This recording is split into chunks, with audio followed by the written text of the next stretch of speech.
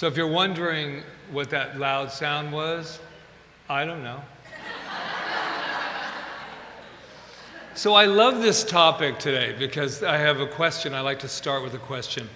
What if the most courageous thing we could do today is to give ourselves permission not to know? Not to have the answers, because you're making them up half the time anyway. Not to try to explain it all away and make sense out of the senseless. But what if we were to just sit in the mystery of it all? It's not easy to do. To sit in the mystery, to sit in the grief, to not rush to the answer.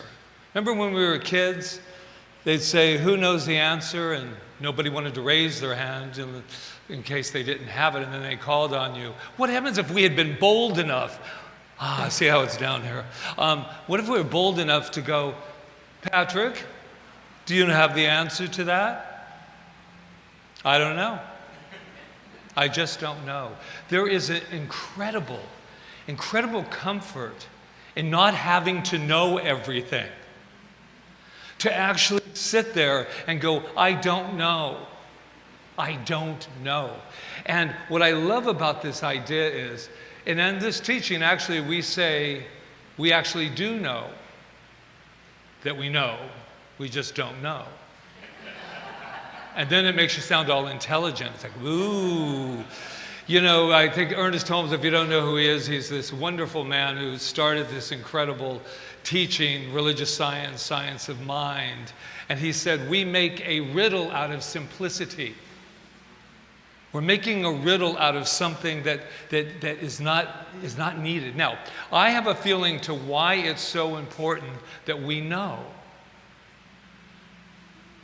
Come on, be honest with me. Are there any card-carrying control freaks in the room? There we go. See, she's not afraid to say, "I am." Because control makes me feel safe. And it's an illusion. And sometimes it's a delusion. And I just want, for me, when I was thinking of this idea, I never like to say I don't know. It's so funny. You'll be driving down the street and they'll go, "I wonder why they blocked off that road." Instead of just saying, and now we do say that. I go, "I have no idea."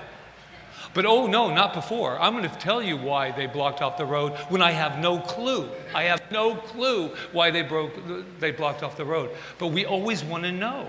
Anybody else ever do that? It's that feeling like, I don't know, but you're just going to make it up. Well, why does he act like that? I don't know. But I do know that maybe he has some issues, and then this, and I saw him over there. And you're making up a big old story, and you have no idea. Is it because we're afraid we won't have conversation? Just to go, "So, what do you think about that?" "I don't know yet. I don't know." Control. It makes me, I've been going crazy with Quanta, and if you're here for the first time, Quanta's our beautiful cat that I'm not going to post anymore on Facebook because people are like so tired of me. I'm not kidding. Now Quanta Page, now Quanta, and I just hear everybody's vibration. It's like, does he run a center or a cat shelter? I'm just curious what he's doing, because he won't shut up about his cat. People run from me, by the way, now when they see me, because they think I'm going to pull out my wallet to show more pictures. That's what happens when you don't have kids of your own. You turn the kittens into kids. But I still think it's about safety, because see, I want to know that she's, by the way, her report, she's on all fours, she's doing good, she's jumping up on things. She tried to do a little something over there, and she's looking at everything and wondering why right now she's locked and can't be out with you right now. And it's because we have to make her safe. And I want to know how to make her safe. I want that answer. I want to go into meditation. I want to trans-channel. I don't really care. How do I keep her safe? And the answer is, you don't know. And here's the other little thing about her.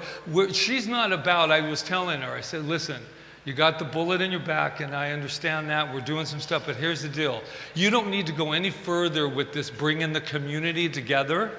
They need you to be in here with them and really enjoying that thing. We don't know why it happens, but we make it up though, because why? Because if I'm going to make something up, I'm going to make it in my favor. If you're going to make something up, why am I going to make up that tragedies all around us, everybody, surveillance, oh my God, how did this happen? We're in the Buddhist temple, you would think, oh, I don't know.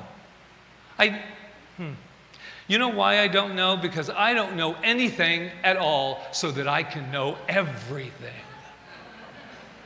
Because I can't know anything if I think I know it all. How am I going to grow with this? And guess what? I'm going to have to cry. I'm going to have to stomp my feet. I was walking the other day feeling all angelic. Oh yes, quanta. And then I'm looking around here, and then the person in my mind that shot her, then all of a sudden I'm like, I don't like you. You're mean. All right, live with it. I don't know. I don't know who shot her. I don't care who shot her at this moment. All I know is that she's back in that closet so angry at all of us for locking her away during this time. So I just love the space kind of has a little something to it. I don't know what to say.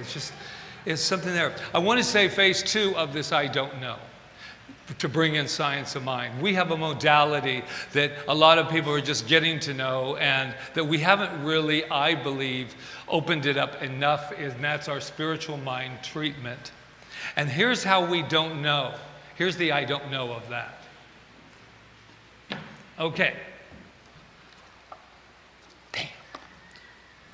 This little thing, we have five little steps. And because people like formula, but here's the deal. Here's the I don't know step. This is what I do know. I do know and recognize that there is a power that is everything. That is everything. And I am that power. Because we're all breathing, and I am that power. Wow. I recognize that. I am that. And I don't even leave that. I don't even try to do any kind of affirmative prayer until I am steadfastly knowing that I am God. Oh my God, my mother would turn if she knew that I was saying I am God. And not I am God better than you. How many times do we have to say that to justify it? You know I'm not saying I'm God, that I'm better than you. Sometimes, no. So the third one is a realization. I can't realize anything until I know who I am. I am the cosmic connection, as all of you are too. It's very exciting.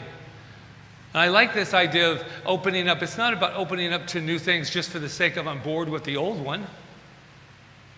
Everything is connected. So now, I am so grateful. I know that. I know who I am. I know what I'm connected to. I know what I want, what I desire, I know that in this prayer, affirmative prayer. And I'm so grateful that I know it. Now, here's the storytelling. There's a fifth step. Release. I don't know how it's going to manifest. I don't know. I don't know. I have to trust the invisible. I have to trust the invisible. I don't know. This is all I know. I'm going to quote it directly because it is so powerful. This is what this teaching. In our teaching, release is the moment where we say, I don't need to know how. I just know that it's done. That's when you manifest. You do not manifest by multitasking or manipulating the release. I know that this, remember when we treated for our little Charlie? I just saw him the other day, by the way. Our little Charlie, he came in here, we took a picture together. When he wasn't feeling well, we treated like crazy for this little boy. He's a baby. He was a little baby. And all I know is that I stay away if I'm going to give all sympathy. I didn't know how it was going to happen, but I knew that Charlie would live. Not because of Patrick's power, but because the power of the universe itself came in and said, oh, I'm driving them crazy running all around the room. I'm just thinking that. And what? What happened? I didn't know how. And guess what? This little boy, when he jumped in my arms on Friday, I don't care how it happened. I just know that it happened and that it was done. That's how powerful we are. If we could sit in the I don't know for just a moment and say, the unknown is the only place that we're going to be able to know anything. What if we had been holding ourselves back all this time, trying to know when and so afraid of the unknown because I can't control it, when all the time I stepped into the unknown, pure potentiality, pure potentiality. I was doing a little exercise with my body. I was having this thing called pain. And it said, I remember Joe Dispenza said, breathe in, close your eyes and breathe in, not because you're spiritual, but because you're saying, I give you permission to heal. I get out of the way. Heal. That's the trust. That's the trust with any of it. We are so powerful, and I will say it all the way to the time when I'm astral projecting somewhere. I'm looking at this circle right now, and the people in the kitchen, and the quanta in the, well, Rita calls it the closet, I call it the storage room. And I know who we are. I may not know everything that needs to be known this moment, but what I do know is what I'm looking at right now is pure potentiality. And I don't know how it's going to work out, but whatever you're doing, whatever you're going through, get your little grip off of the outcome and say, and so it is.